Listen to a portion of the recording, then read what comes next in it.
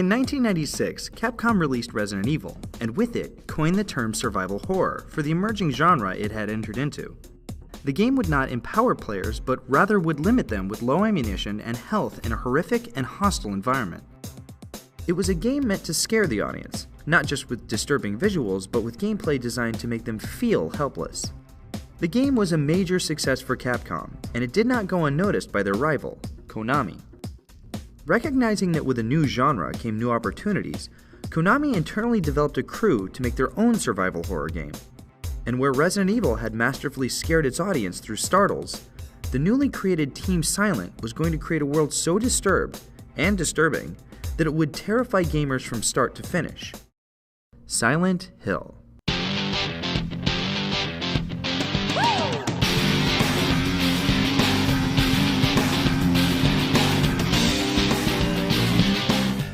Team Silent, by contrast, wanted to take the standard approach of horror books and films and cast the player as an ordinary guy in a nightmare space. He would start the game out with no weapons at all, and even as he progressed, he would be only lightly armed. And as an ordinary man, he isn't even trained in the weapons he does find. In other words, the game's targeting system was intentionally poor. As such, Silent Hill enfeebled the player to an even greater extent than Resident Evil had dared. A risky move. The belief in the industry at the time was that games were a way for audiences to feel more powerful than they were, and Silent Hill would go directly against that philosophy. Where the horror aspects of Resident Evil came from the plotline, involving an evil corporation and its experiments, Team Silent would cast its horrific elements entirely into its location. Silent Hill was a town with a dark, tortured past that somehow caused dark, tortured events to happen within its zip codes. Therefore, the art and design team spent a lot of time injecting the town with a personality all its own, with heavy fog, dim lighting, and low visibility, all of which neatly allowed the graphics engine to deal with fewer polygons at a time. And indeed, Silent Hill would be a graphical leap from its Capcom rival. Resident Evil, while 3D, used predetermined camera angles so that the environments could be pre-rendered. Team Silent wanted to create a fully 3D world that would give players back some control over their camera, although certain scenes would take that control away, often forcing bizarre angles on the player for added creep factor. But as important, and later iconic to the experience, was sound. The game made use of ambient noise to create a sense of general dread.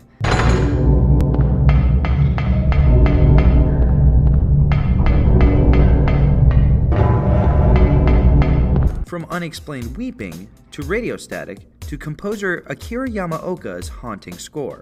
All in all, both the sound and the visuals made it clear that this was not an ordinary location infested by evil creatures. This was an evil place that was the unnatural home for horrific monsters.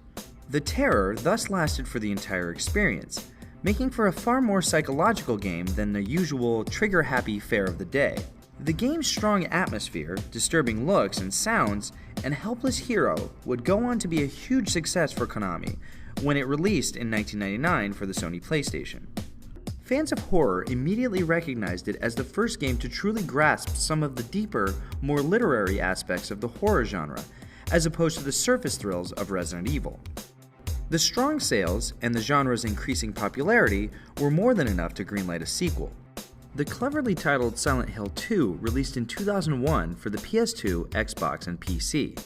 Team Silent stayed true to their belief that terror should come from the locality, not necessarily the plot or the characters. As such, the game did not follow on from the story of the first game, but instead followed another hapless soul's journey through the haunted streets of Silent Hill. This time around, players would not be totally isolated. The player meets a few other companions along the way. However, what would a horror game be without a few dark secrets and character twists? The sequel took the first game's elements as a starting point and expanded on all of them.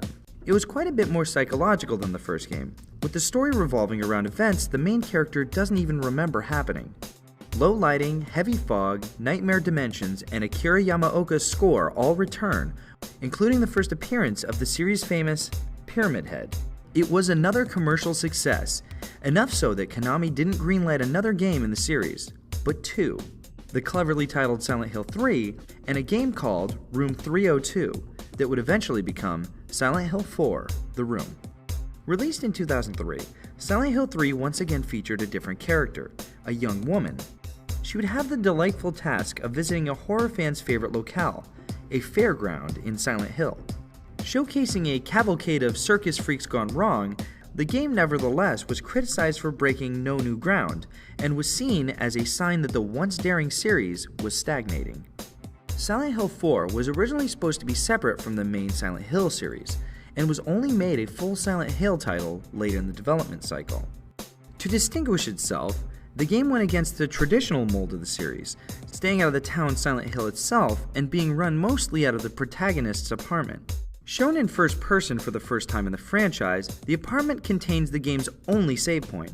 Players can only go to other locations via the portals that appear in the hero's bathroom. That's breaking new ground for you.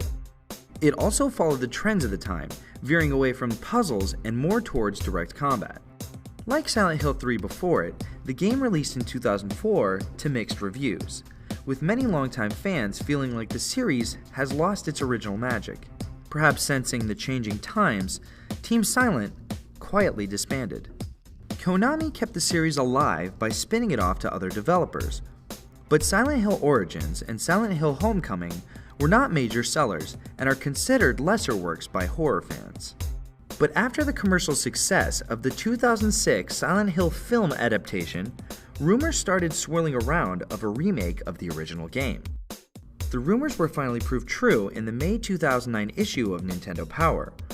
Silent Hill Shattered Memories will completely reimagine the first game with updated graphics, locations, and gameplay mechanics.